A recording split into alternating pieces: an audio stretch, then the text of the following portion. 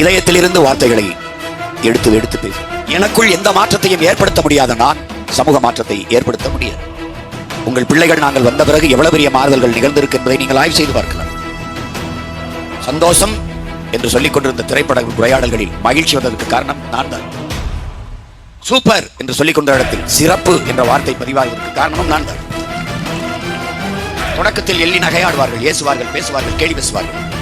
ஆரம்பத்தில் எந்த ஜில்லா என்று கேட்டார்கள், பிறகு எந்த டிஸ்ட்ரிக்ட் என்று கேட்டார்கள். இப்போது யாராவது கேட்கிறார்களா? எந்த மாவட்டம் என்றுதான் கேட்பார்கள். மாறுகிறது. நாங்கள் வருவதற்கு முன்பு லைவ் தொலைக்காட்சிகளில், இப்போது நேரலை. நாங்கள் வருவதற்கு முன்பு பிரச்சாரம், இப்போது பரப்புரை. மாற்றம் என்பது நம்மிலிருந்து வர வேண்டும். என் உடன் பிறந்தவர்களே, பேரன்பு மிக்க பெற்றோர்களே, அப்படிப்பட்ட ஒரு மாற்றத்தை நாம் செய்வதற்குத்தான் இந்த களத்தில் நிற்கிறோம்.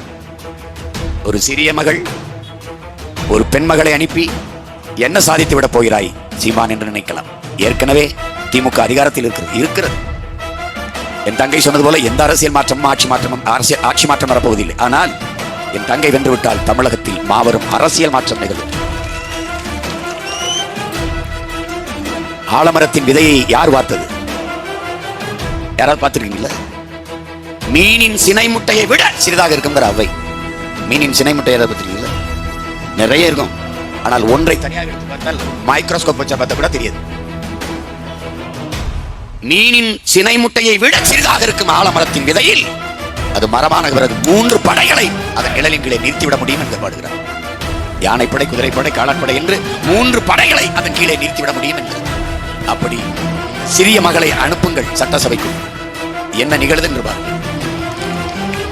எவ்வளவு பெரிய மாளிகை, எவ்வளவு பெரிய அரண்மனை, எவ்வளவு பெரிய கோட்டை, ஒரு சிறிய ஓட்டை, ஒரே ஒரு சாவி தான் திறக்குது, சின்ன சாவி.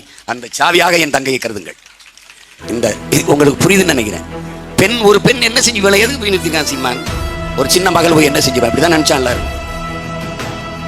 தமிழரின வரலாற்றில் ஆண் மன்னர்கள், ஆண்களினுடைய வீரத்தை படித்து வந்த தமிழ் பெருங்குடி மக்களே, இப்படித்தான் உலகத்தில் எந்த ஒரு சிந்தனையாளன், புரட்சிகர சிந்தனையாளன், முற்போக்கு சிந்தனையாளன், பெண்ணிய உரிமைக்கு பேசியவன், எழுதியவன், பாடியவன், போராடியவன், அவனெல்லாம் கனவு கண்டிருப்பான் இல்லையா? ஒரு பெண்மகள் எப்படி இருக்க வேண்டும் என்று. அப்படி பிறந்தவள், இருந்தவள், வாழ்ந்தவள் நம்முடைய வீர பெரும்பாட்டியார் வேலுநாச்சியார் என்பதை அறிவார்ந்த தமிழ் சமூக தம்பி தங்கைகள் மனதில் வைத்துக் கொள்ளுங்கள். கணவரை கொண்டு விட்ட பிறகு கைக்குழந்தை வைத்துக் கொண்டு, முக்காடை போட்டுக்கொண்டு, வெள்ளை உடையை உடுத்திக் கொண்டு, மூக்கை சிந்திக் கொண்டு, மூளையிலே உட்கார்ந்து அழுது கொண்டிருந்த காலத்தில்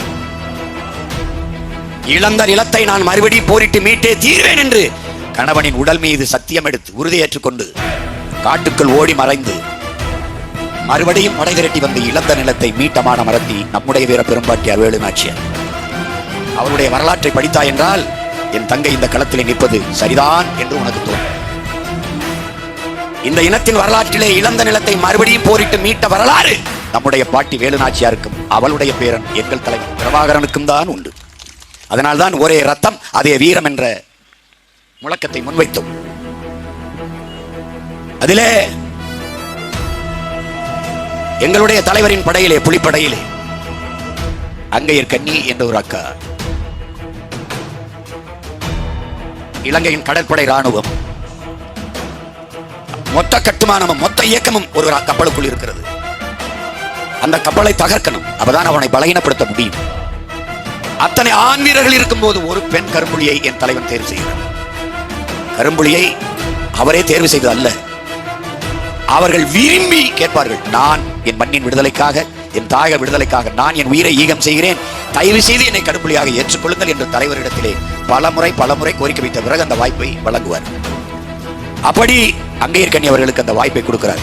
அத்தனை ஆண் போராளிகள் இருக்கும் போது ஒரு பெண்ணுக்கு நடுக்கடலில் நிற்கிறது கப்பல். என் உடன் பிறந்தவர்களே, எண்ணினைய தங்க தம்பைகளே, அருமை பெற்றோர்களே, நீங்கள் காட்சிப்படுத்தி பாருங்கள்.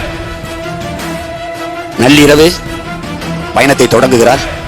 அவளுக்கு அதற்கு முன்பு 3 நாட்கள் காய்ச்சலாகி விடுகிறது. தனக்கு உடல்நிலை சரியில்லை, காய்ச்சலாக இருக்கிறது என்று தெரிந்துவிட்டால் தலைவர் தன்னை இந்த பணியிலிருந்து நீக்கி விடுவார், வேற யாராவது அனுப்பிவிடுவார் என்று சொல்லவே இல்லை.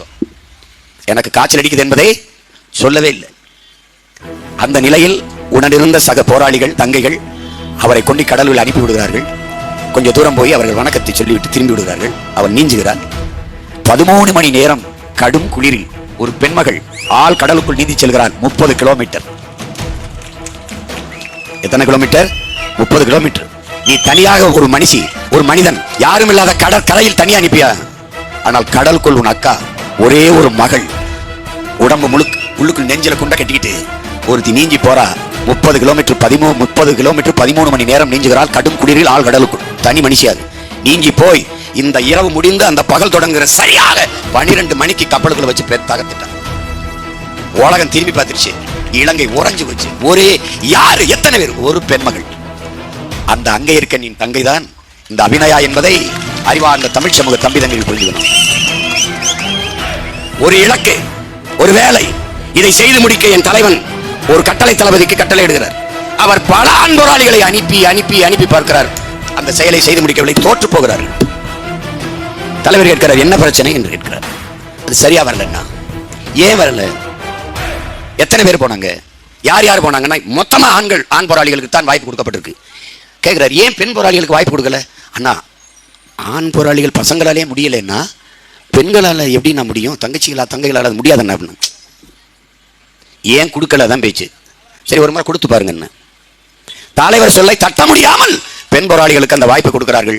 அதுவரை ஆண் போராளிகள் செய்ய முடியாததை பெண் போராளிகள் செய்து முடித்தார்கள். அன்னைக்கு தெரிந்தது.